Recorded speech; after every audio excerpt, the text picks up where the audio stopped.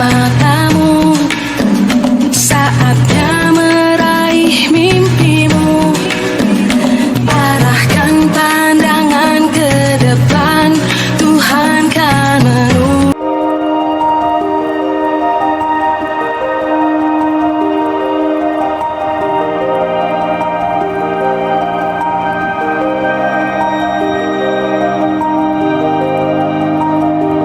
Assalamualaikum warahmatullahi wabarakatuh. Bersama saya Arum Wahyu Lestari, SD 2 Ternadi, CGP Angkatan 9, Kecamatan Dewi, Kabupaten Kudus, Provinsi Jawa Tengah. Kali ini saya akan melakukan percakapan pra-observasi bersama Bu Zumrodon. Beliau adalah guru kelas 4 dari SD 2 Ternadi. Bu, Assalamualaikum Bu. Waalaikumsalam warahmatullahi wabarakatuh. Gimana nih kabarnya Bu? Alhamdulillah sehat Bu Arum. Oke Bu Zoom, kali ini kita akan melakukan percakapan pra-observasi. Sebelum nanti saya akan menilai secara langsung dan mengobservasi Ibu secara langsung pembelajaran yang akan Bu Zumrodon lakukan. Sebelumnya saya akan menyampaikan tujuan dari supervisi pada pagi hari ini, yakni untuk mengetahui dan mengevaluasi proses pembelajaran yang akan Ibu lakukan di kelas, supaya pembelajaran itu betul-betul memberikan hasil yang terbaik untuk siswa nantinya. Oleh karena itu, kegiatan pra-supervisi atau pra-observasi ini bertujuan untuk membentuk kesiapan kita Bu. Jadi supaya Bu Zoom nanti ketika supervisi akan lebih siap, mantap, dan lebih pede dalam memberikan pembelajaran yang terbaik nantinya. Jadi kesempatan kali ini saya akan menyampaikan beberapa pertanyaan nih Bu ya. Yang pertama yakni berkaitan dengan tujuan pembelajaran. Pertanyaannya, apa tujuan pembelajaran yang akan Ibu capai dalam kegiatan supervisi nanti Bu? Berdasarkan rancangan pembelajaran yang telah saya susun, ada dua tujuan pembelajaran yang ingin saya capai, yaitu yang pertama, peserta didik itu dapat memahami tentang pengertian diagram garis. Terus yang kedua, peserta didik dapat menyajikan data dalam bentuk diagram garis, baik secara individu maupun secara berkelompok. Oke, berarti tujuan Ibu nanti adalah yang pertama untuk memahami, siswa dapat memahami pengertian dari diagram garis, dan peserta didik juga dapat menyajikan data dalam bentuk diagram garis baik secara individu maupun secara berkelompok. Ini berarti untuk pelajaran Matematika materi diagram garis. Oke, matematika dalam materi diagram garis. Lalu pertanyaan selanjutnya nih Bu ya. Area apa yang akan Ibu capai dalam pembelajaran ini Bu? Area yang ingin saya kembangkan yaitu pada pengetahuan dan keterampilan. Di dalam area perkembangan pengetahuan yaitu peserta didik mampu memahami pengertian diagram garis, fungsi diagram garis, serta penerapan diagram garis itu dalam kehidupan sehari-hari.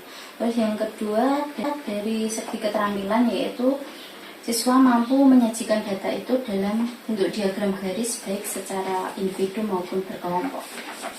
Oke, jadi area pengembangan yang akan Ibu targetkan atau difokuskan dalam pembelajaran besok adalah pengetahuan dan keterampilan.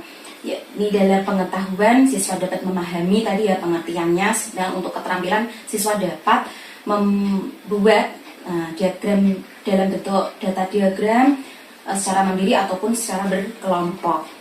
Baik Bu, sekarang untuk pertanyaan yang ketiga. Perencanaan pembelajaran yang akan Ibu terapkan nanti Bu, dilihat dari strategi, metode, dan model pembelajarannya apa Bu?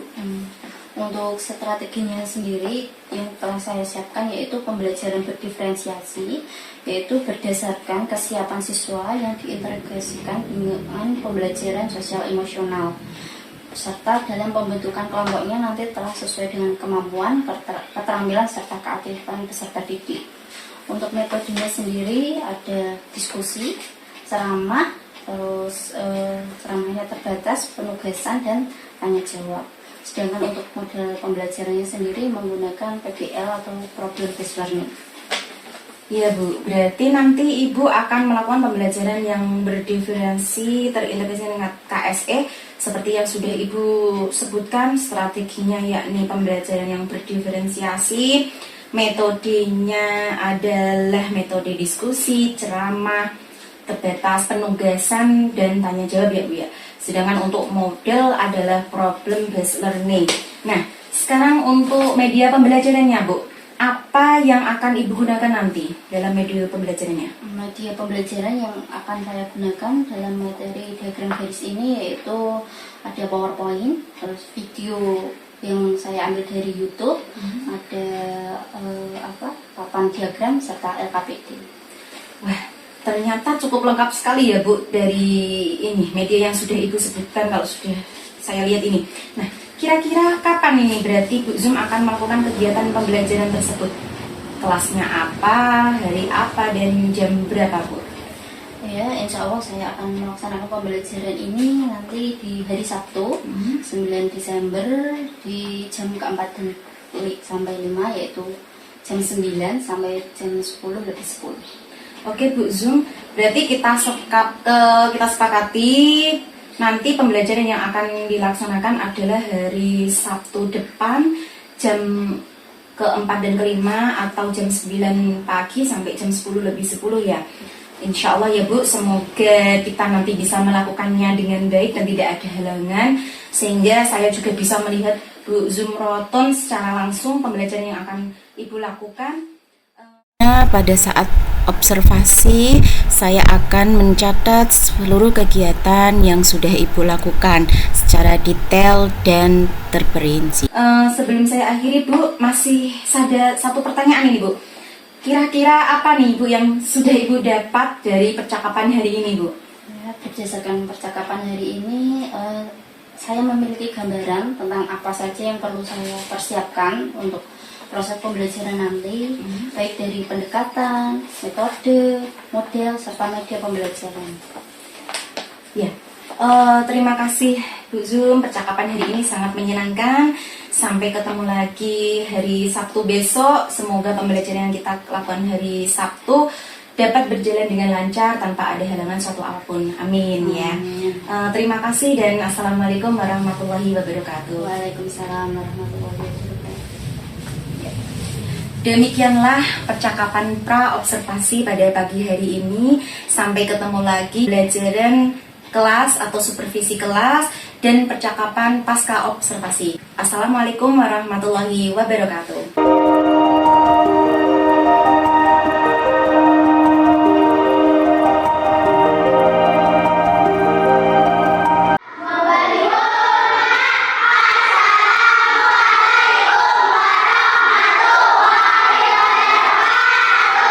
Waalaikumsalam warahmatullahi wabarakatuh. Silakan dipimpin berdoa, Mas Abizar.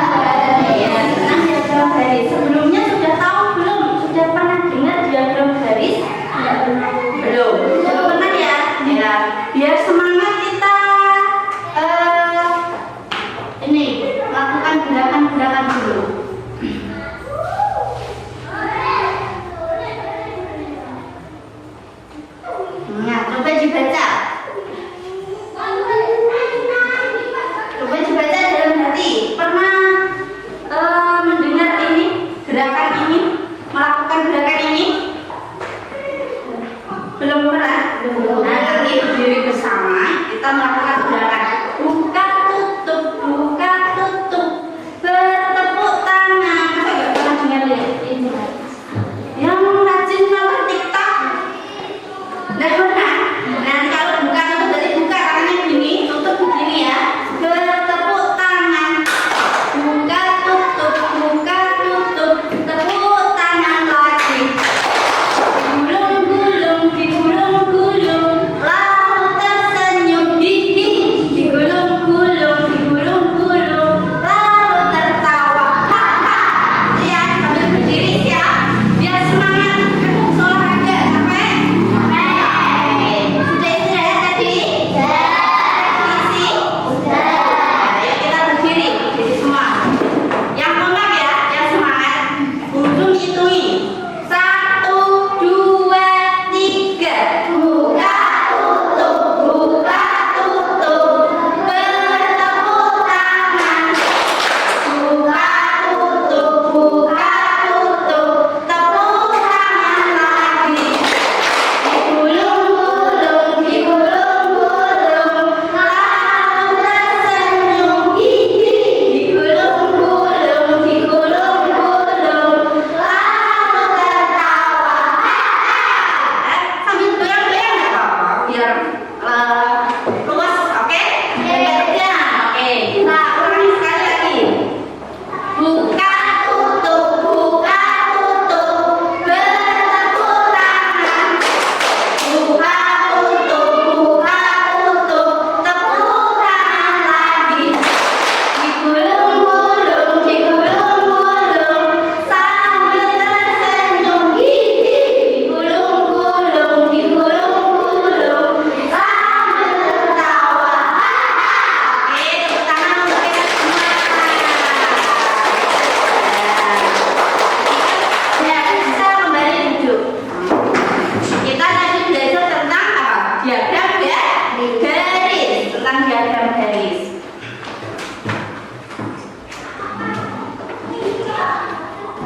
Nah, tujuannya kita hari ini belajar tentang diagram garis supaya apa?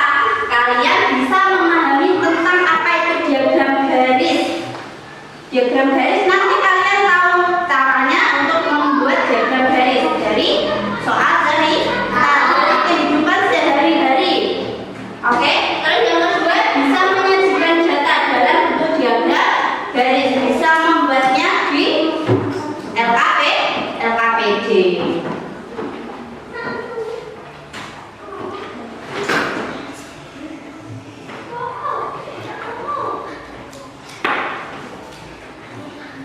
Ayo kita sekarang lanjutkan dengan menyanyi lagu Garuda Pancasila. Oke, ada yang mau memimpin ke depan?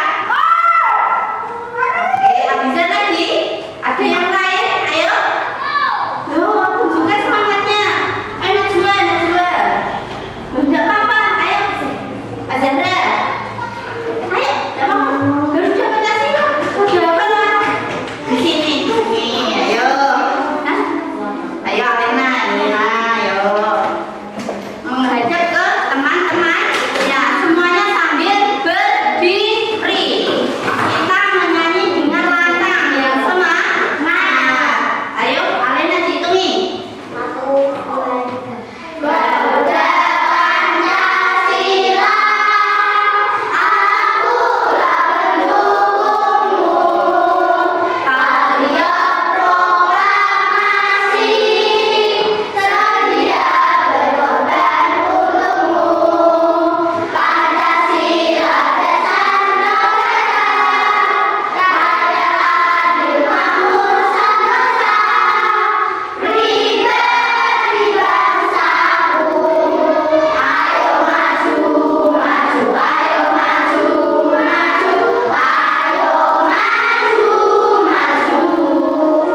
Oke, terima kasih Mbak Lena. Yang lain kembali.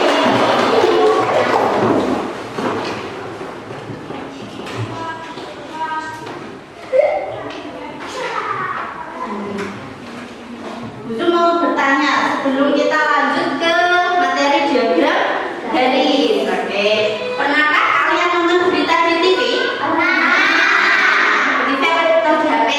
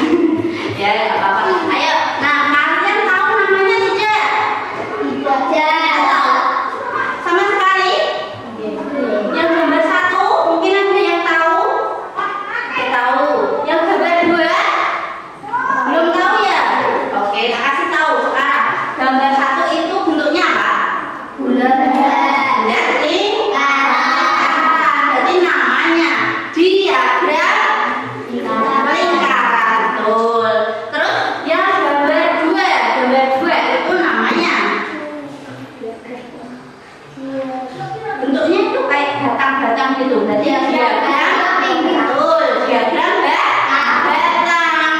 Oke, terus yang ketiga itu bentuknya apa? Titik-titik dihubungkan oleh garis. Ini namanya diagram garis. Ya, hari ini kita belajar tentang apa? Yang mana gambar 1, 2, atau 3? 2 atau 3? Semuanya tentang diagram garis. Oke, nanti kita akan mendalami materi tentang diagram garis. Ini sudah paham? Ada yang ditanyakan? Tidak. Ulangi lagi. Gambar 1 tadi diagram apa? Gambar 2. Gambar 3. Sudah paham ya? Sudah nyantol? Ingat-ingat? Oke.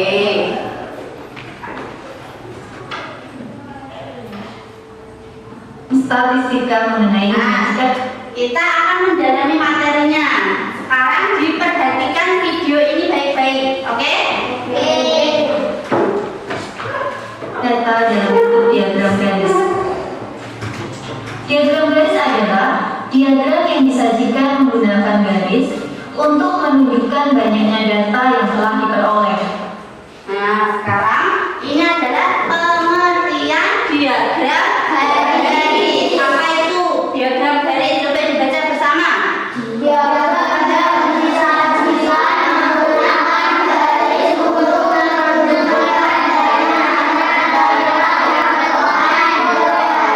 ya, berarti diagramnya disajikan dalam bentuk garis. Oke. Diagram garis biasanya digunakan untuk menyajikan data yang berkala dan berkesinambungan.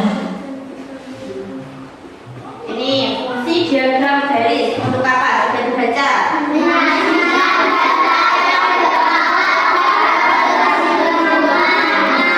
Berkala dan berkesinambungan. Artinya apa berarti? Berkala dan berkesinambungan. Berkelanjutan.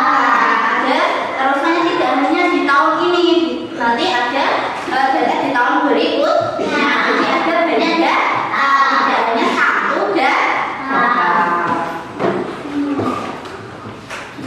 Misalnya, data detak jantung, data kurs rupiah, data penjualan sepeda, dan data pasien. Ini adalah banyak contoh data diagram garis. Itu ada data denyut jantung, ada data apa itu nilai tukar rupiah, dan ada data yang lainnya. Itu hanya satu data atau beberapa data? Beberapa data. Kita bisa lihat dari mana? Dari banyaknya titik. Nah, titiknya itu dihubungkan oleh yang namanya garis. Jadi disebut diagram garis. Oke. Di suatu rumah sakit. Contoh soal, data yang diperoleh Ahmad terhadap hasil panen jagung ayamnya dalam 5 tahun terakhir disajikan dalam tabel berikut. Langkah pertama, buatlah garis tegak dan mendata. Langkah kedua, Ini adalah langkah-langkah membuat diagram garis. Kita harus punya tabelnya dulu. Ini adalah tabel apa? Hasil panen. Panen apa? Panen jagung. Di 2014 ada berapa ton? Sama sini. 2015 berapa ton? Oke, 2016. 2017. Dan 2018. 30 ton. Nah, cara membuat diagram garis, kita buat ini. Apa garis dulu? Horizontal dan vertikal, atas dan samping. Oke? dua, garis tegak menunjukkan jumlah hasil panen dan garis mendata menunjukkan tahun. Nah, ini ada angka-angkanya. Kita beri angka. Kita lihat tabelnya. Ada tabel tahun. Kita taruh di bawah. Tahunnya ada berapa di situ? 2015.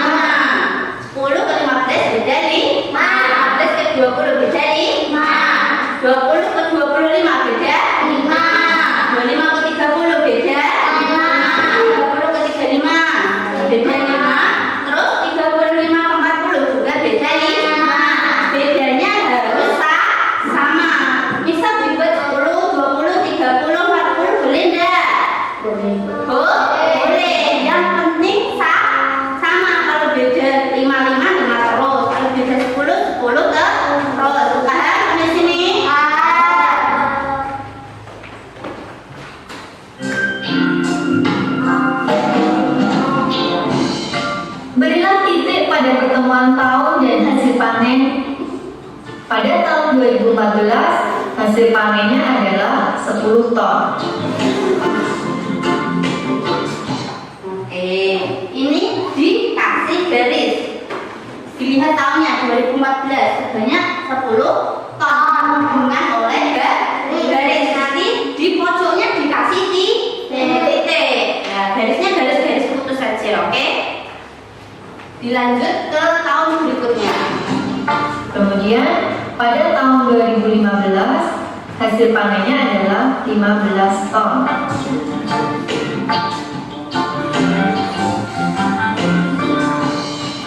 Pada tahun 2016 hasil panennya adalah 25 ton.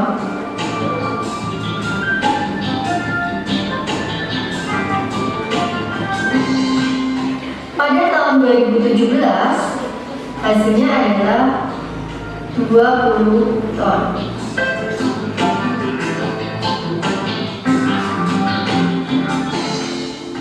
Dan pada tahun 2018 hasilnya adalah 30 ton.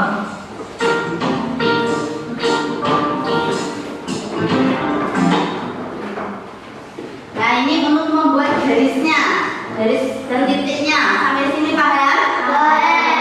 Ini boleh naik turun enggak? Itu titiknya misalnya di atas di bawah boleh enggak? Boleh. Karena menyesuaikan tabel ya.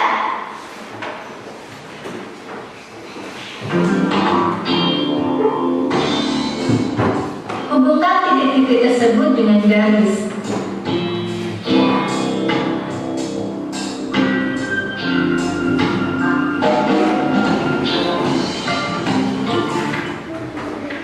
Setelah ketemu titik-titiknya, kita hubungkan dengan garis. Kita gambar garisnya sesuai titik-titiknya.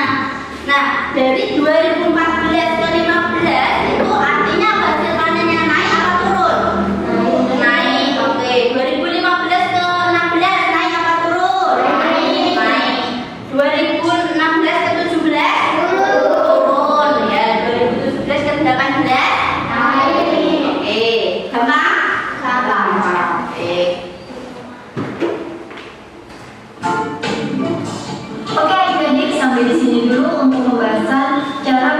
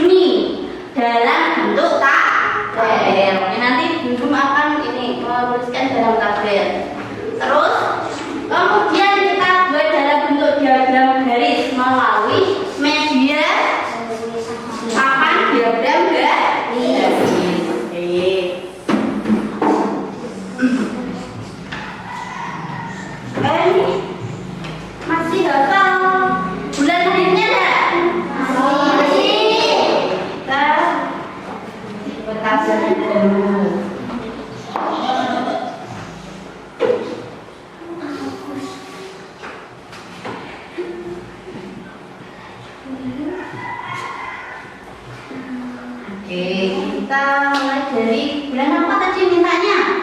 Januari sampai Juni. Januari, terus Februari, Maret, April, Mei, Juni sampai Juni yang diminta. Bapaknya enggakmu? Ayo kita lihat yang lahirnya di bulan Januari, bisa angkat tangan? 1, oke. Yang lahirnya bulan Februari 1, 2. Iya, yang berapa saja? Maret 1, April 1, 2. Oh, yang tinggi yang tangannya. Mei aja. Oke, kosong ya. Juni 1, 2. Pak datanya hanya 1, 2, 1, 2. Enak ini nanti. Oke, berarti ini Januari 1, Februari 2, Maret 1, April 3, Mei, Juni 2. Oke, kita bisa menulis di papan sini. Taruh atas ya.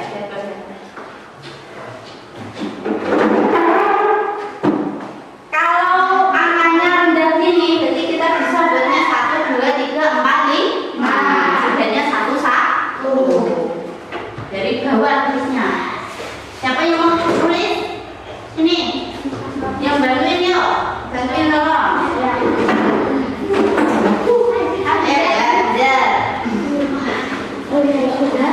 Berarti ke atas di sini yang biru 1, 2, 3, 4, 5. Sampai 5 aja.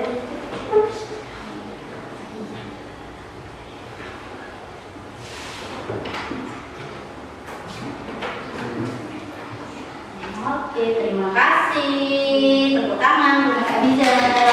Oke, terus Januari itu berapa anaknya? Yang lahir di bulan Januari? 1. Ada yang mau itu naruh ini pakunya? Ini ada paku. Nanti ini dianggap titiknya ya, kan udah ada garisnya.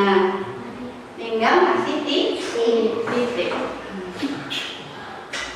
Ya, yang bantuin siapa? Januari 1 orang. Oke, Alena, ayo. Ambil 1 pakunya. Taruh di ini di pojoknya. Sini.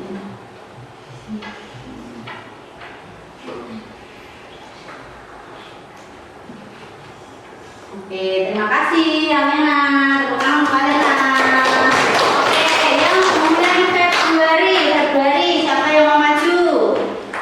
Ayo, yang cowok ditunjuk. Ayo yang semangat. Oke, Jalal, ayo. Maju.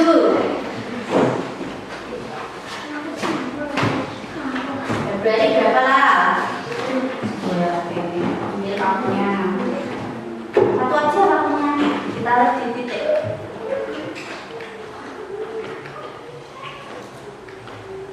Oke, kita mau jalan. Oke, yang ketiga Maret berapa Maret? 1. Ada yang mau maju? Oke.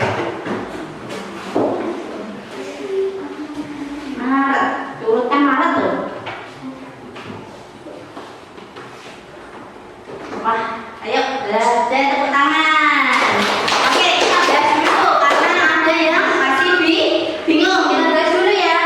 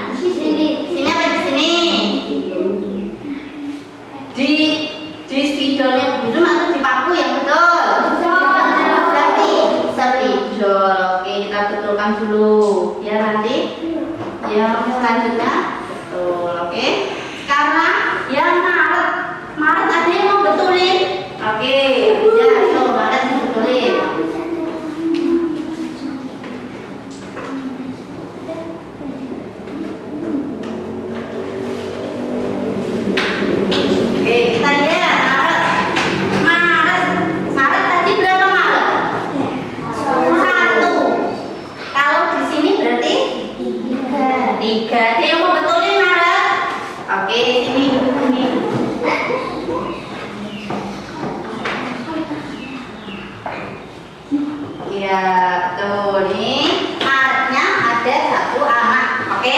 Terus April. April ada berapa? 3. Ini. Nah, ada. Sampingnya yuk.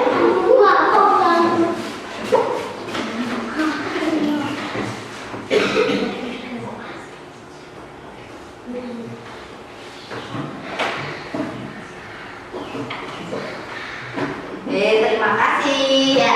Ini kalau di sini berarti yang 3 di bulan apa? Januari. Yang diminta di bulan apa? April. Ada yang mau betulin? Yang belum lagi?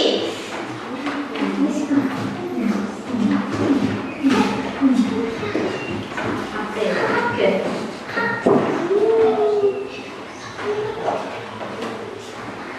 Terima kasih untuk lagi. Ayo kita bahas lagi. Di sini 3 ini yang ditanya lagi bulan apa? Maret. Yang diminta bulan April. Ayo yang mau betulin? Oke, Rofi.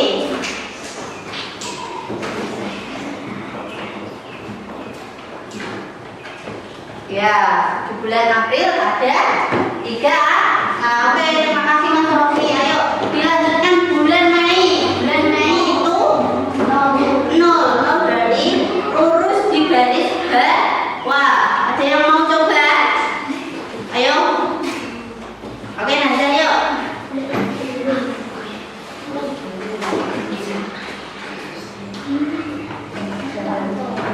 Itu mainnya berapa jadinya? 0. Minyak 0. Oke. Terima kasih. Ayo sekarang tinggal 1 bulan lagi. Yang belum Najwa yuk. Oh, nanti ya.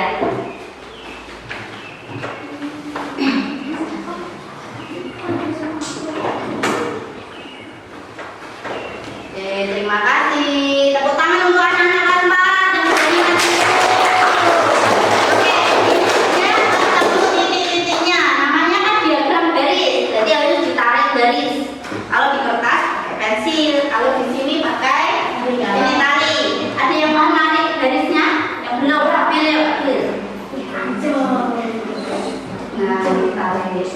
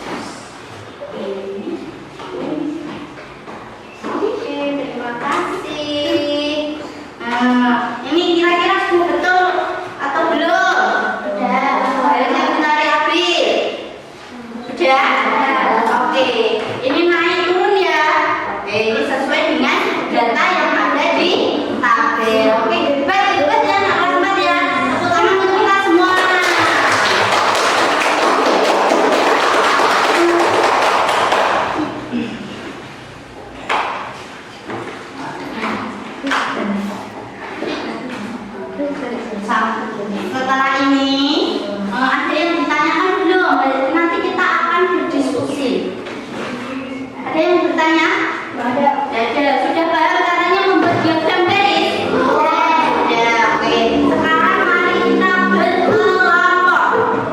Ayo, duduk. Kita sudah duduk bersama kelompoknya masing-masing ya.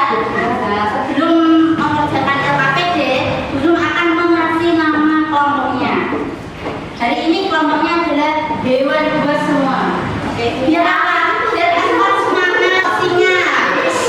Oke, ini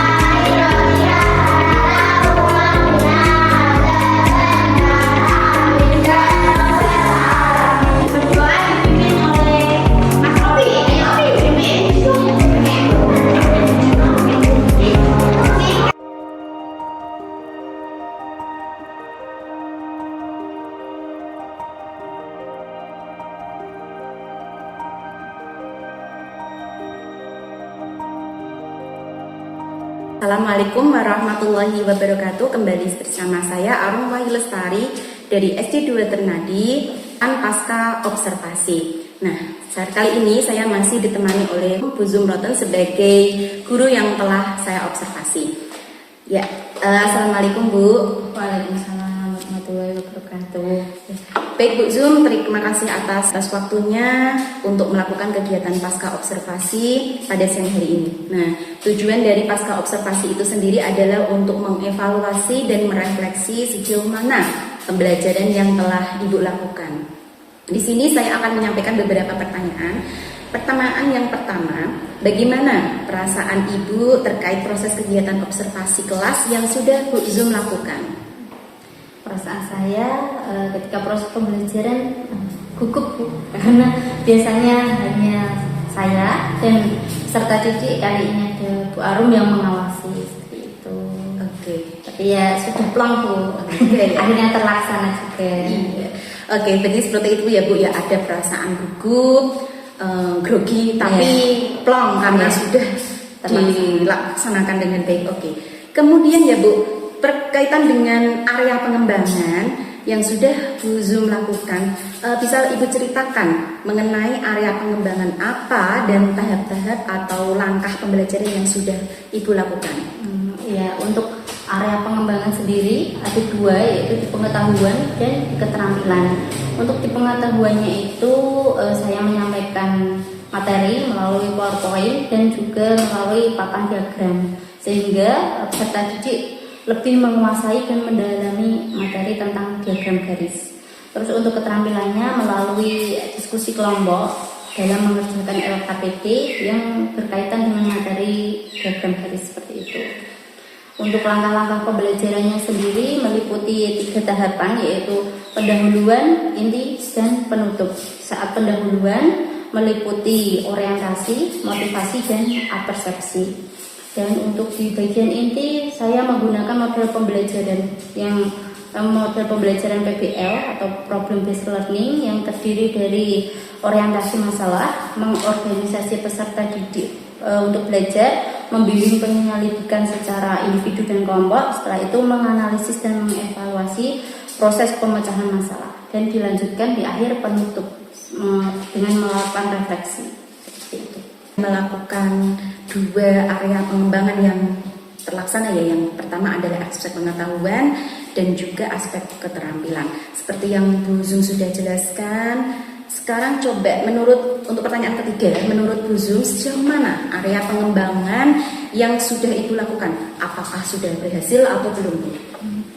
Untuk tingkat keberhasilannya menurut saya sudah berhasil, tapi ya baru mencapai 80% karena dilihat sendiri tadi dari segi pengetahuan masih ada 2 siswa yang belum mencapai target, dan untuk keterampilan juga ketika diskusi kelompok masih ada yang belum aktif dalam berkelompok seperti itu.